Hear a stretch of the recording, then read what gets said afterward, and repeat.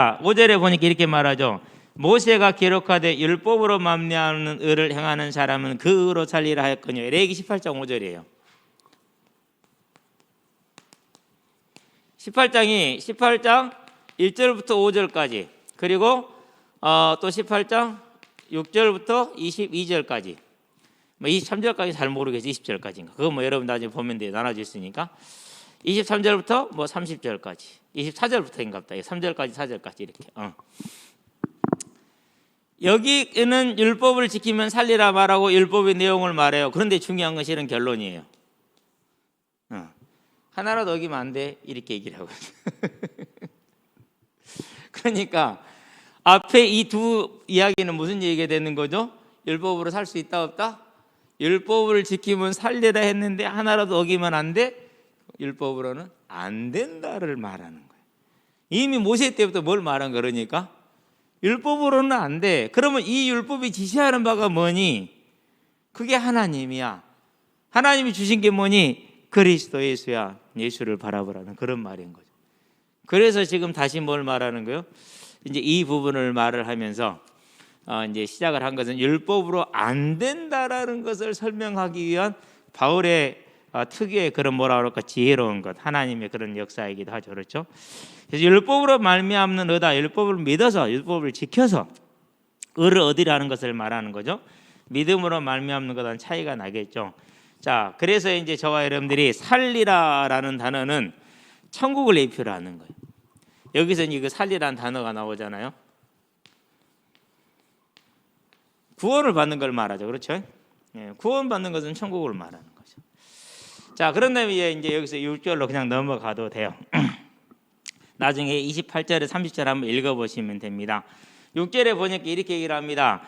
자, 여기서부터는 반대 얘기를 하죠. 이제 믿음으로 말미암는 의는 이같이 말하되 네 마음에 누가 하늘에 올라가겠냐 하지 말라 하니 올라가겠냐 하면 그리스도를 모셔내리라는 것이요, 혹은 누가 무저갱에 내려가겠냐 하지 말라 하니 내려가겠냐 하면 그리스도를 죽은 자 가운데서 모셔 올리라는 것이라. 6절에서 7절을 같이 지금 얘기를 하고요. 6절에서 뭘 말합니까? 이제 하늘에 올라간다 그렇죠. 이것은 뭘 말합니까? 이제 하늘에 올라간다는 얘기는 예수를 끌어내려오게, 가져오기 위한 거라는 거예요. 자, 예수를 데려온다. 하늘에서 데려옴. 이 말은 다른 것이 아니라 내 의를 통해서 뭐 하겠다라는 거예요? 내 의를 통해서 예수를 대체하겠다라는 거예요. 예수의 의를 이루겠다라는 거예요. 예수님이 이룰 의를 내 의를 통해서 이루겠다라는 거예요. 말이 돼요, 안 돼요? 결국 무슨 말입니까? 대속사역을 안 믿는다라는 거예요.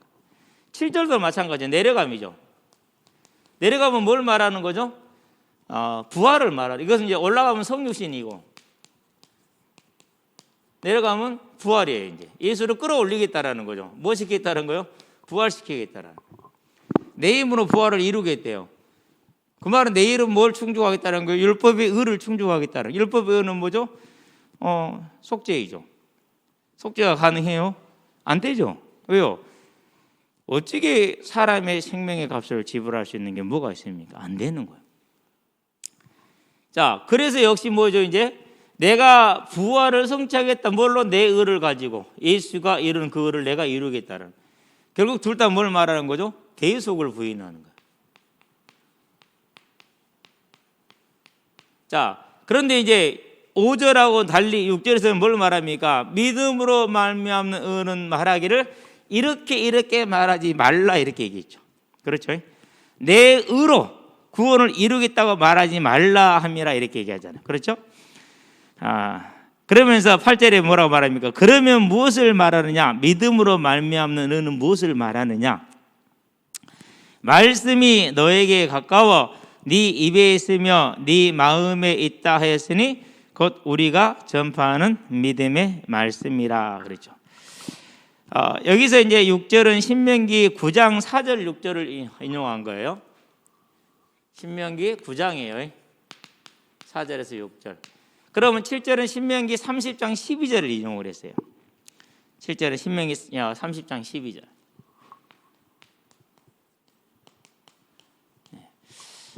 바울이 인용한 건데 하나님이 재해석을 하신 거예요. 그러면 8절은 뭘 말하죠? 신명기 30장 14절을 말씀을 하는 거예요. 자, 이렇게 말합니다. 말씀이 그때도 네 마음에 있다 이렇게 얘기를 했어요. 신명기 30장 14절인데 뭐에 있다고요? 마음에. 구약에서는 어떻게 했습니까? 구약에서는 이렇게 했죠. 신명기 6장에 보니까 4절에서 9절에 뭐 해라? 이스라엘에 들으라. 네 하나님 여호와는, 우리 하나님 여호와는 오직 하나이신 분이 하나님이시니 뭐라고 그랬어요? 너는 마음을 다하고 뜻을 다하고 힘을 다해 네 하나님 여호와를 사랑하라.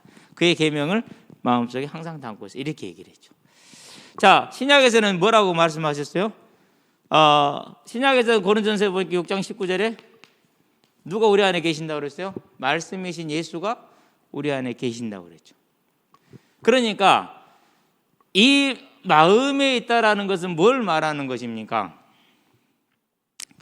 38절에 보니까 자, 그러면 무엇을 말하냐? 믿음으로 말미암는 의는 무엇을 말하고 있느냐? 말씀이 너에게 가까워 네 입에 있으며 네 마음에 있다 하였으니 곧 우리가 전파하는 믿음의 말씀이라 그랬어요. 네 입에 있고 네 마음에 있다.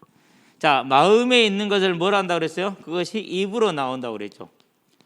그러니까 입으로 들어가는 게 더러운 거예요? 입에서 나오는 게 더러운 거예요?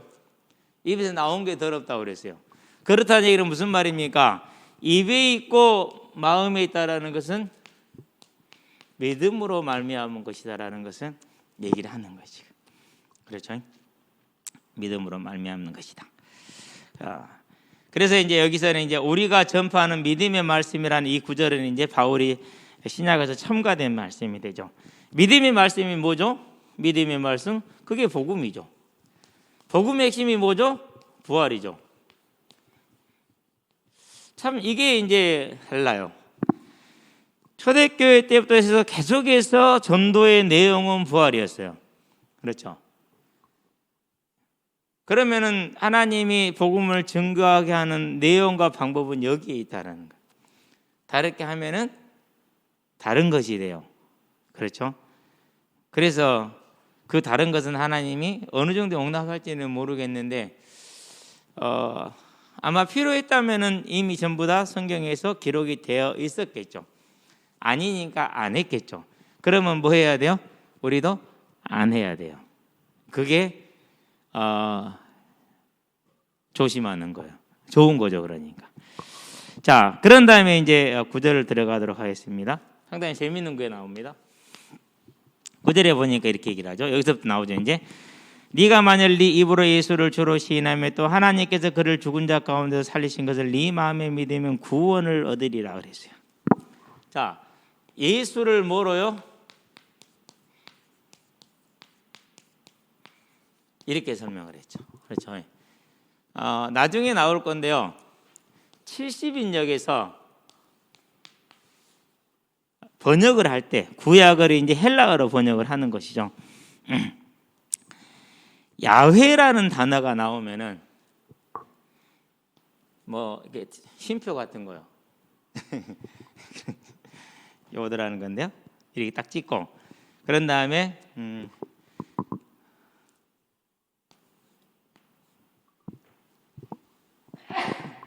해. 아이고 혼났다.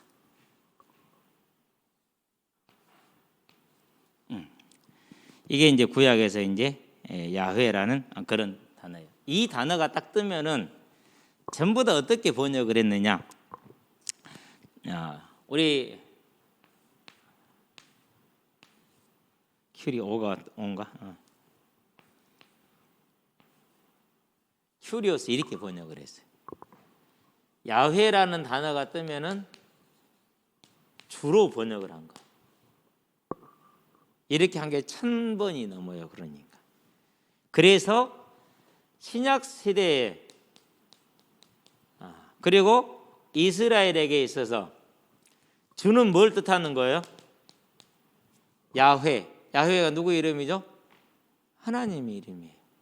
여호와 하나님의 이름. 그래서 예수를 주로 시인한다라는 말은 이 한 구절만 가지고도 뭐가 다 무너지죠? 여호와의 증인들의 그 쌀데기 없는 얘기, 뭐 정관사 더가 붙었니 안 붙었니, 영어 번역을 가지고 말하면 안 돼요. 원어를 얘기해. 물론 영어 번역을 옮겨 이제 히브리 원문을 옮겨 영어, 헬라어로 옮겨 영어겠죠. 그런데 더 중요한 거예요. 원래 그러면 어떻게 왜 헬라어에서 이렇게 번역을 했느냐?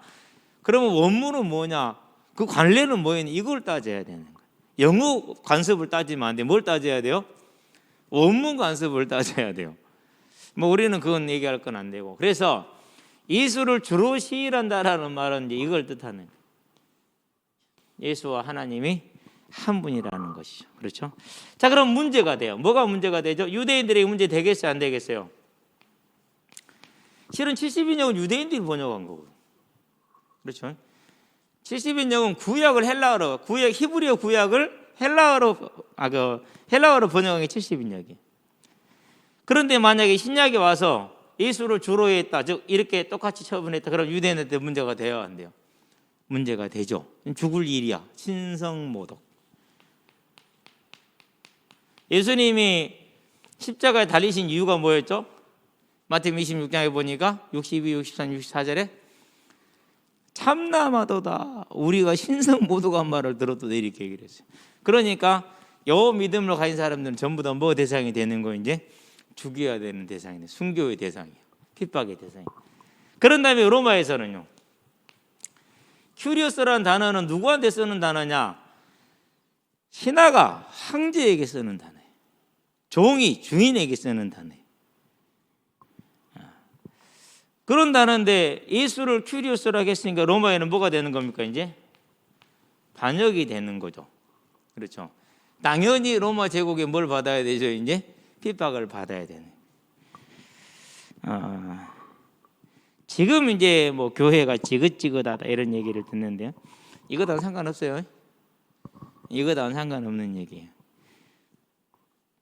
사람들이 얼마나 이율배반적이고 거짓말이냐면요, 여러 가지가 있어요. 뭐 사람들 보니까 물도 그냥 안 마시더만, 그죠? 제가 2006년에 여기 처음 왔는데요, 무슨 정수기가 나왔어요. 200 얼마 하는 정수기예요. 300만 원 가까이 하는 정수기인데, 그 물을 마셨더니 몸이 너무 좋대. 모이면 그 포로물에 교회에서 내가 듣다 못해가지고 거의 300만 원 가까이 한 정수기였는데 얘기를 했어요. 사모님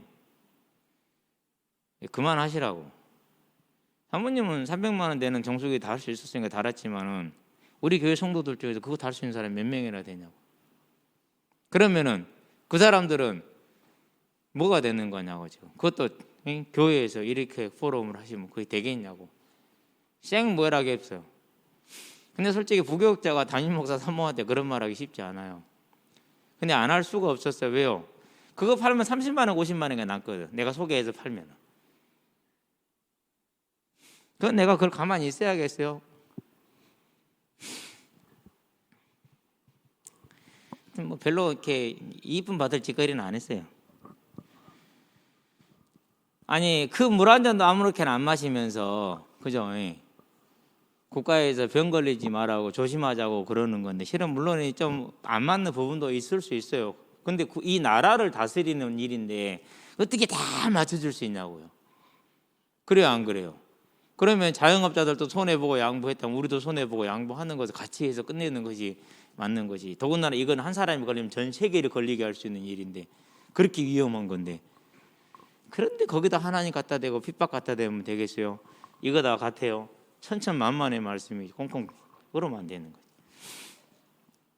하여튼 간에 이랬어요. 그러니까 이제 예수를 주로 믿는다는 얘기는 분명히 믿음으로 구원을 얻는다는 얘기 맞죠? 이제 율법하고는 다르잖아요. 율법은 행하여서 믿는다고 그런 의를 얻는다고 그랬는데 6절, 7절, 8절, 9절에서는 뭘 말합니까? 믿음으로 말미암는 의는 말하기를 네가 하늘에 올라가서 예수를 끌어내리려고 하지 말고 땅에 내려가서 예수를 부활시키려고 하지 마라. 오직 믿음으로 되는 것이니라라고 말을 하고 있다라고 얘기하잖아요.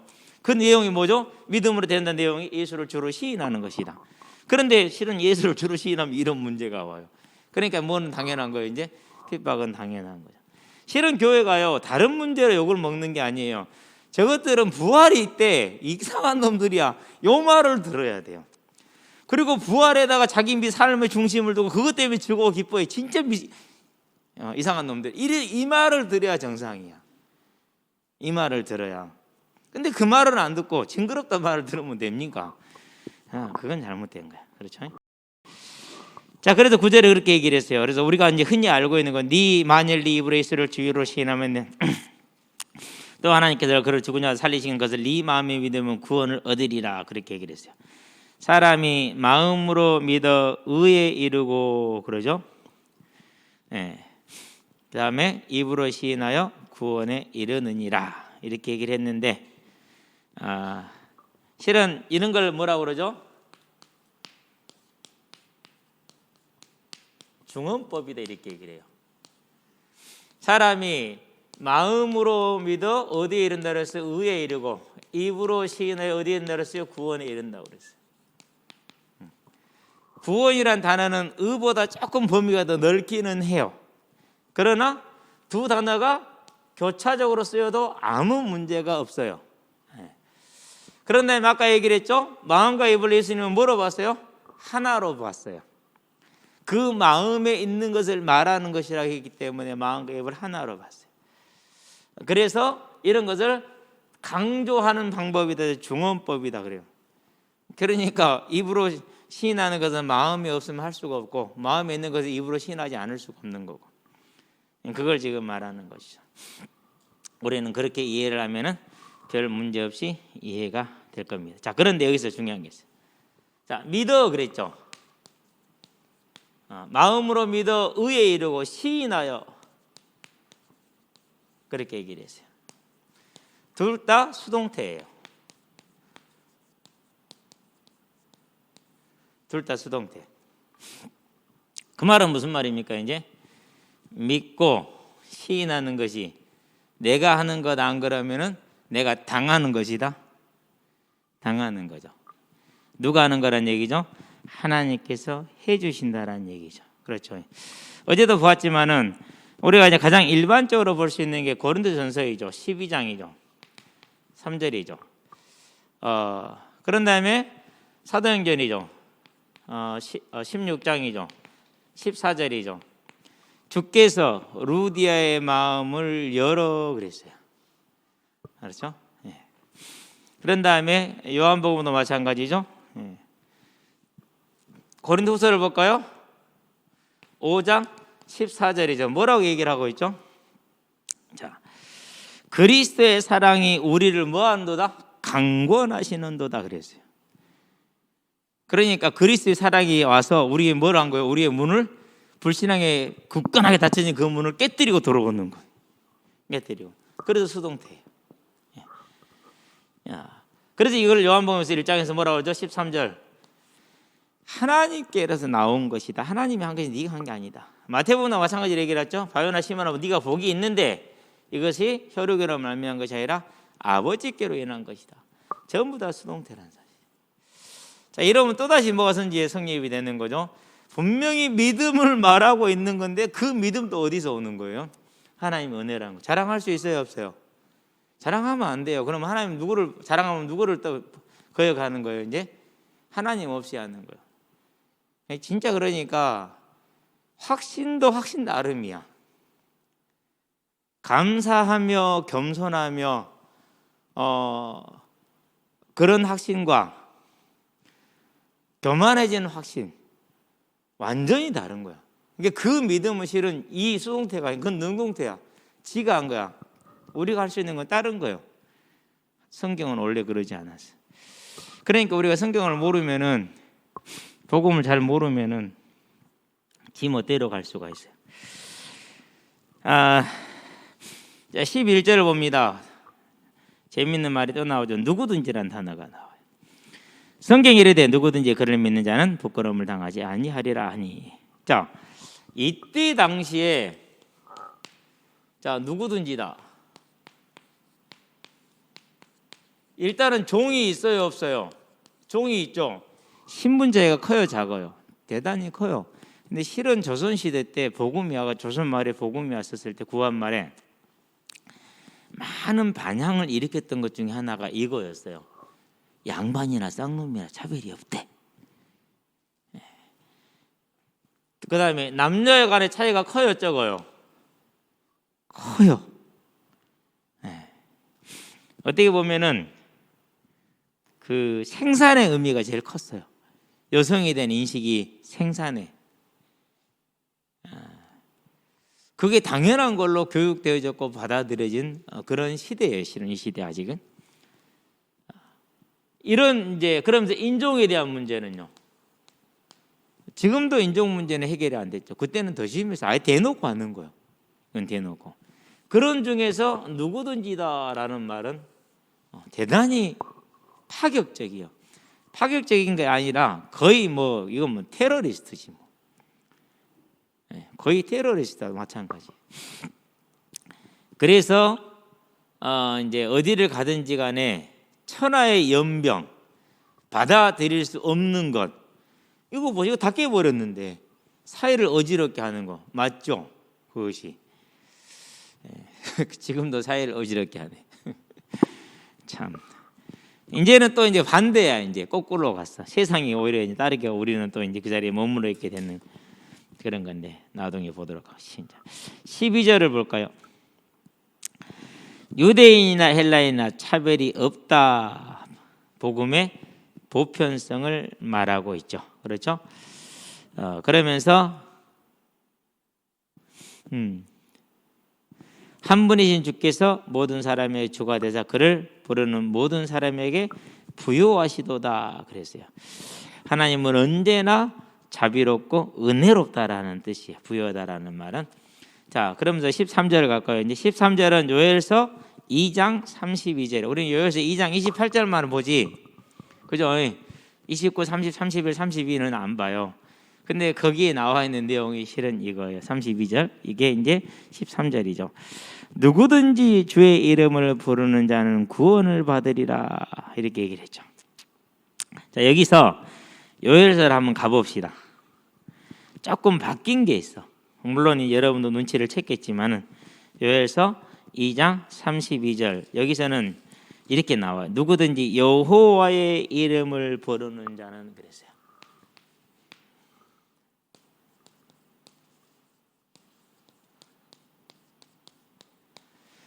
요엘서 2장 32절에서는 누구든지 여호와의 이름을 부르는 자는 구원을 받으리라 했는데 여기서는 누구든지 주의 이름을 부르는 걸로 바뀌었죠. 그렇죠? 누가 바꾼 거예요? 분명히 바울이 인용을 한 건 맞아요. 그런데 그렇게 하신 이는 하나님이야. 그래서 여호와와 주의 이름 예수가 동격이야. 같아. 우리가 이런 것만 알고 있어도 정말 간단한 문제죠. 그렇죠. 그러면은 그 사람들을 여호와의 증인에 빠진 이 사람들을 어떻게 해야 살릴까요? 마라 이렇게 들이밀면 될까요? 안 돼요. 그래서 뭐가 필요한 거예요? 이제 들이밀면은 바람이 세차게 부는 거야. 뭐가 필요해? 햇살이 필요해. 그 사람이 여호와의 증인으로 갔을 수밖에 없던 그때 상황이라는 그런 형편과 사정을 조금만 이해를 해도 다른 얘기가 될 수가 있어요. 그래서 저와 여러분들은 이제 나도 은혜로 구원받았으니까 주님께서 나를 건지시면은 나를 만나게 이 사람에 대한 은혜가 있다면 최소 나는 뭐 해서는 안 된다? 그 길을 가로막는 자가 되지는 말자. 그럼 우리 언제 가로막습니까? 이 수동태가 능동태로 바뀔 때 가로막는다. 그런 일을 한다니까. 저도 그런 사람 중에 한 사람이었어요. 지금도 자신은 별로 없어요. 그런데 이제는 자신이 좀 생겨요. 이제는 그런 것에 내가 영향받지 않은, 저 사람이 카톨릭에도 영향받지 않을 수 있는, 저 사람이 이슬람에도 영향받지 않을 수 있는 자신감이 이제는 좀 생겼어요. 자, 우리 이렇게 하고 넘어가도록. 재밌죠? 잘 기억해 놓으시기 바랍니다. 나만 재밌어. 자, 이름을 부른다라는 것은 뻔한 거죠. 이제 신앙 고백하는 걸 말하는 거죠. 14절 볼까요? 이렇게 말합니다. 오늘 넘겨나 버렸네. 돌아가서 10장 14절에 보니까 그런즉 그들이 믿지 아니한 일을 어찌 부르리요 듣지도 못한 일을 어찌 믿으리요 전파하는 자가 어찌 들으리요 보내심을 받지 아니하시면 어찌 전파하리요 기록된 바 아름답도다 좋은 소식을 전하는 자들의 발의함과 같으니라 이렇게 얘기를 했죠. 여기서 이제 14절에서 우리 하나만 주의하면 돼요. 자, 그런즉 그들이 믿지 아니하는 일을 어찌 부르리요 듣지도 못한 일을 어찌 믿으리요 전파하는 자가 없이 어찌 들으리요 그렇게 얘기하잖아요. 좀 이따 순서를 보도록 하겠고요. 전파라는 단어가 나오죠. 이것은 전령의 행동을 말하는 거예요. 자, 군대에서 전령을 보냈어요. 그러면 전령이 가가지고 자기 마음대로 토시 바꿔요, 못 바꿔요? 자기 마음대로 토시 못 바꿔요. 그대로 전달을 해야 돼요. 그래서 몽골 군들은 어떻게 했느냐? 노래를 지어요. 짧은 노래를. 그래 그 노래를 전령에게 애우게 하고 가르쳐요. 그런 다음에 보내요. 그러니까 전령을 잡아도 증거가 뭐가 있어요, 없어요? 없는 거예요. 그놈이 입을 열지 않는 한은 알 수가 없어. 예. 그것도 노래를 불러도 또 자기들만의 뭔가를 또 심어서 불러서 하겠죠. 이제 노래를 불러서 보내요. 그럼 가서 이제 전령이 와서 뭐 하냐? 가르쳐준 그대로 노래를 불러요. 그러면 이제 그걸 듣고 이제 내용을 파악을 해서 이제 움직이는. 그래서 전파했다라는 것은 내가 내 마음대로 하는 게 아니에요. 뭐예요? 복음을 벗어나서는 안 된다라는 얘기를 하죠. 자, 그런데 오늘 여기 보면 이제 순서를 거꾸로 한번 줘봅시다. 보내심이 이렇게 얘기를 하죠. 그래야 뭐하죠? 전파가 돼요. 전파되니까 뭐죠? 듣죠. 그렇죠? 듣는 자가 뭐하죠? 믿죠. 그래야 뭘 받죠? 구원을 받죠. 물론 중간에 고백이라는 단어가 있겠죠. 이제 분명히 하나님은 보냈어요, 안 보냈어요? 보냈어. 전파가 됐어요, 안 됐어요? 그래서 전파가 됐어. 들었어, 안 들었어요? 편만하게 들었어. 그렇죠? 그런데 믿었어요, 안 믿었어요? 유대인이 구원을 못 받은 것은 이것까지 다 왔는데 여기서 끊겨버린 거야. 그러니까 뭐가 없는 거예요? 구원이 없는 거죠. 그런데 이방인들은 뭐였어요? 들었네요? 뭐였어요? 믿었죠. 어디 이르렀어요? 구원에 이르렀어요. 그럼 뭐로 난 의예요? 믿음으로 난 의예요. 근데 믿음으로 난 의는 어디서 난 거예요? 아버지를 붙게 난 의예요. 자, 14, 15절에 보면 보내심을 받았다. 마태복음 10장을 펴기 바랍니다. 5절도 있는데 40절이 더 낫죠. 예, 마태복음 10장에 보니까 마태복음 10장을 펴서 5절을 한번 보면 이렇게 얘기하죠. 12사도를 택했어요. 그리고 뭐 하느냐? 5절 예수께서 이 12를 보내셨죠. 자, 그런데 예수께서 보내시고 택하셨는데 40절에 가면은 이걸 보충하는 내용이 나와요. 어떤 보충을 합니까? 자, 너희를 영접하는 자는 나를 영접하는 것이요. 왜? 예수가 보냈으니까. 나를 영접한 자는 보내신 이를 영접하신 것이니라. 보내신 자가 누구죠? 하나님이죠. 그래서 이 보내심은 하나님으로부터 시작이 되죠. 하나님으로부터. 저와 여러분이 어떤 존재라는 거예요? 하나님이 택하셔서 계획하시고 택하시고 보내셔서 불러서 믿게 하셨다라는. 그럼 이게 지금 작은 문제입니까? 절대 작은 게 아니에요. 이걸 뭐라고 그래요? 이런 것을 로기제스대 여길지어다. 이런 걸 확신이라고 그래요. 내가 아니라 내 감정이 아니라 성경에 있는 그대로 믿는 거. 이걸 확신이라고 그래요. 저와 여러분들은 이 확신에 든든하게 서기를 주의 이름으로 축원드립니다. 우리가 할 게 다른 것이 여기에 있는 거지. 그래서 여기까지 이제 오늘은 여기까지 하도록 할게요. 저와 여러분들은 성경대로 믿는 믿음으로 서게 되길 바랍니다. 그러면서 이제 아름답도다 이거 설명해 놓고 가야겠네. 아름답도다 좋은 소식을 전하는 자들의 발의함과 같죠. 원래 의미는 하나님께서 70년 바벨론 포로 생활을 마치고 이스라엘을 기환하여서 황폐하게 된 예루살렘을 회복하겠다는 소식을 전하는 자에 대해서 하는 말이에요. 그런데 그것을 이제 어디로 불러온 거죠? 이제 그 예루살렘 회복과 포로에서의 그 기환의 그 소식을 뭐로 비유한 거죠? 그게 이제 사망에서 생명으로 옮겨오는 거예요. 그렇다면은 이스라엘 백성을 포로로 보냈다, 그리고 다시 구원한다. 하나님은 뭘 지금 담고 있는 거예요? 구속의 비밀을 다 안고 있는 것이죠. 그래서 이렇게 이제 설명이 되는 거예요. 이사야서 52장 7절에 있는 말씀이죠. 그렇게 응용됐으니까 여러분들이 그렇게 아시면 되겠고, 저와 여러분이 하나님으로부터 나서 하나님의 자녀가 되었다는 사실을 알고 우리의 사정과 형편과 이런 것에 흔들리지 않는 사람들 되기를 바랍니다. 우리는 분명히 누구보다는 나아요? 바울보다는 나아요. 고린도후서에 나와 있는 그의 고난을 한번 읽어보면 비교도 할 수 없죠. 그렇죠? 12사도보다 나아요, 안 나아요? 육신적인 조건들로 따지면은 우리가 이제 제일 따지는 게 불신이 연약하니까 그런 걸 많이 따지잖아요. 12사도보다 우리가 훨씬 나아요. 그렇죠? 예.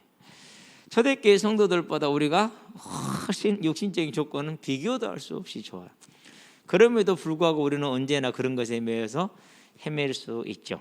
그러지 않게 되기를 바랍니다. 그래서 저와 여러분들이 하나님의 자녀가 된 것은 하나님 아버지께로부터 창세전부터 계획된 그 일이 우리에게 성취된 성령으로 말미암아 지금도 성령의 역사로 이루어지고 있는 그런 복된 자녀들이라는 거예요. 그걸 가르쳐서 믿음이라고 그러고 확신이라고 그래. 자랑할 것이 단 한 개도 없어. 오직 감사할 뿐이야. 그렇죠? 그러면은 나 같은 죄인이 살아났는데 내가 지금 완전합니까? 완전하지 않아요. 그러면은 내가 완전하지 않는데도 이런 확신을 가질 수 있잖아요. 그러면서 왜 형제의 완전하지 않는 모습을 보고 우리는 그것을 정죄하고 판단하고 비판하는지. 참 안타깝죠. 누구 안타까운 거요? 우리 자신이 안타까운 거예요.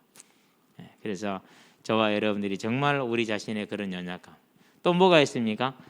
이 사랑을 받았으니까 받은 자는 뭐 할 수, 사랑을 줄 수 있는 자예요.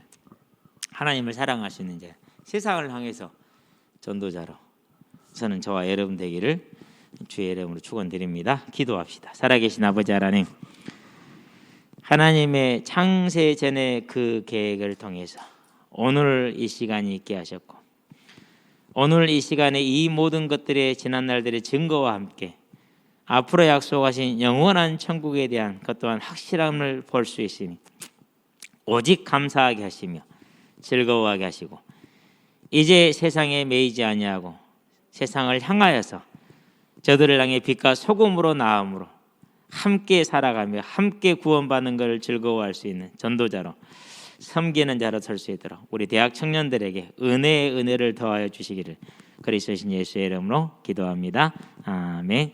이제는 우리 주 예수 그리스도의 십자가 대속의 은혜와 죄를 위해 독생자 예수를 아끼지 않고 내어주신 하나님 아버지의 무한하신 사랑과 죄인을 부르사 생명의 길로, 의의 길로, 영화의 길로 인도하는 성령의 내주교통 역사하심이 오직 하나님의 은혜에 감사하며 그 은혜를 따라 세상을 향하여 하나님의 사랑의 증인으로 서게 될 우리 모든 대학 청년들 머리 위에 지금부터 영원토록 함께 계실 지어다. 아멘.